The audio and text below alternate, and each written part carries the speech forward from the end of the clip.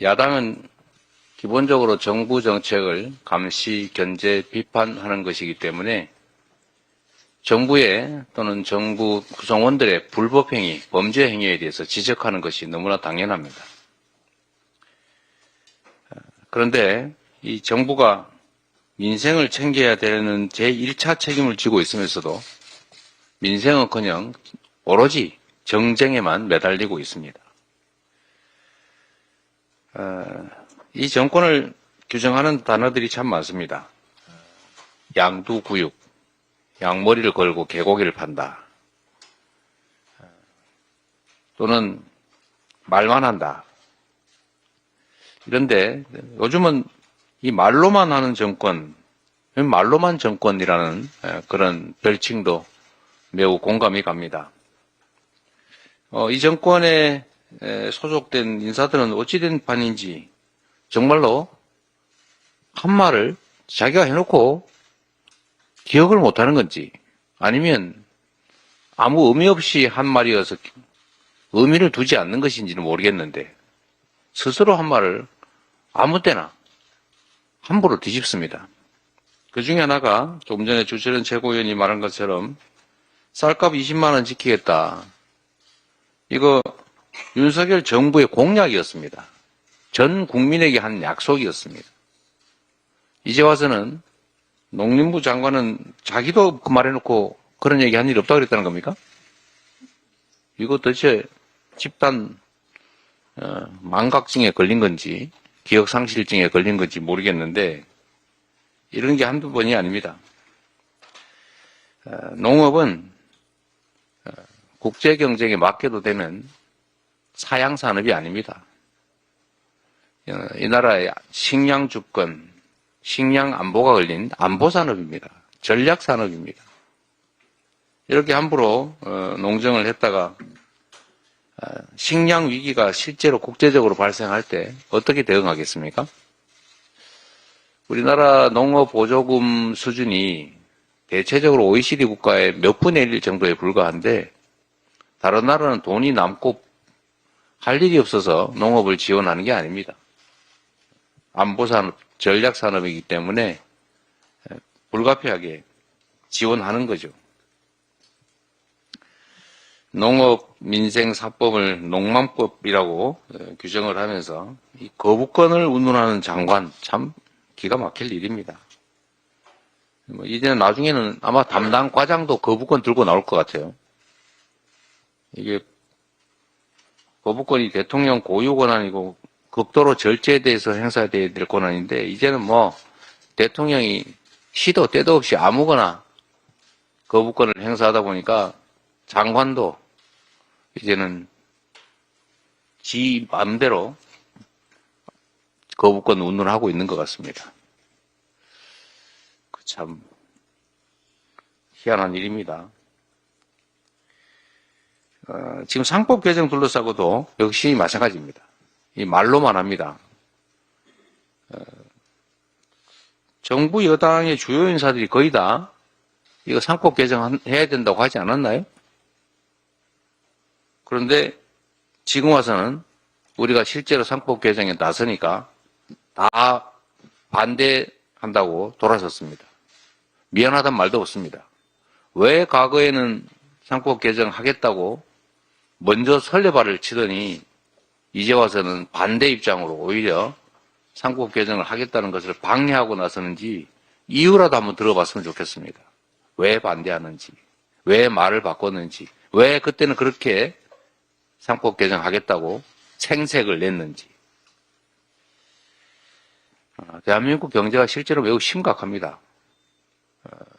현장에서 만나는 기업인들은 대놓고 말은 못하겠고 저 참으로 걱정된다고 얘기합니다.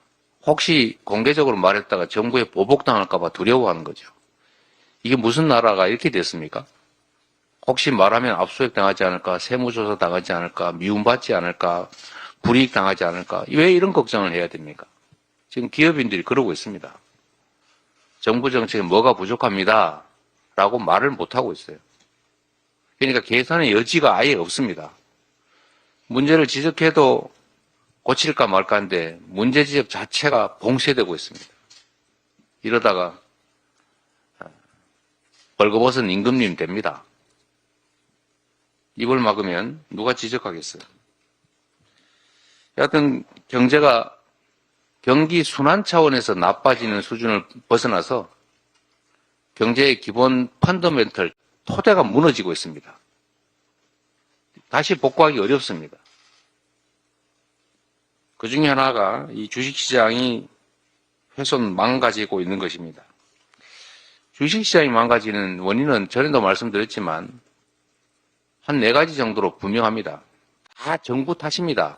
명백합니다. 정부의 산업 경제 정책이 없습니다. 대한민국 경제가 어디로 갈지, 대한민국 산업을 어느 방향으로 끌고 갈지에 대한 비전 제시, 정책이 전혀 없습니다. 그냥 방치입니다. 자유의 이름으로. 시장에 맡긴다고 해놨는데 시장에게 방향을 제시하는 게 정부 역할 아닙니까? 정부 정책, 산업 정책이 없고, 두 번째로는 자본시장의 생명은 공정성, 예측 가능성, 합리성입니다. 그런데 주가 조작, 경영권, 지배권 남용, 이게 횡행합니다. 그런데도 처벌도 되지 않습니다. 힘만 세면 다 봐줍니다. 이런 불공정, 불투명, 불합리한 시장에 국제 자본들이 투자할 리가 없습니다. 있는 투자 자금도 빼가죠. 세 번째로 우량주를 불량주로 만드는 알맹이 빼먹기, 송아지 훔치기, 이런 게 횡행합니다. 멀쩡한 우량 주식회사가 분할 합병을 거치고 나니까 무슨 전환사채 발행하고 나니까 신주 발행하고 나니까 갑자기 알맹이가 쏙 빠진 껍데기가 돼 있어요. 그런 회사를 어떻게 믿고, 그런 시장을 어떻게 믿고 우량주 장기 투자라고 하는 걸 하겠습니까? 우량주가 갑자기 불량주 돼 있는데. 마지막으로 한반도의 지정학적 리스크, 한반도의 안보가 경제를 망칩니다. 안보 상황을 잘 관리해서 평화에 대한 신뢰를 구축해야 되는데 오히려 상대를 자극하고 외교를 엉망으로 해가지고 한반도를 전쟁 위험 지역으로 만들어 가고 있습니다. 이런 데 투자하겠습니까? 이런 산업 정부 정책 부재, 불공정한 시장, 경영 지배권 남용, 한반도 평화 위기, 이 4가지 원인 때문에 대한민국 주식시장을 포함해서 대한민국 경제가 매우 구조적인 어려움에 처했다. 이걸 고쳐야 됩니다. 정부가 이 점에서 근본적인 정책 전환을 하지 않으면 대한민국 경제는 참으로 위험 지경에 빠질 것이고 대한민국의 민생도 매우 어려워지고 대한민국의 미래도 매우 어두워질 수밖에 없다. 그 말씀을 한번 드립니다. 그 중에 하나 우리 야당 차원에서라도 할 수 있는 일을 하겠습니다.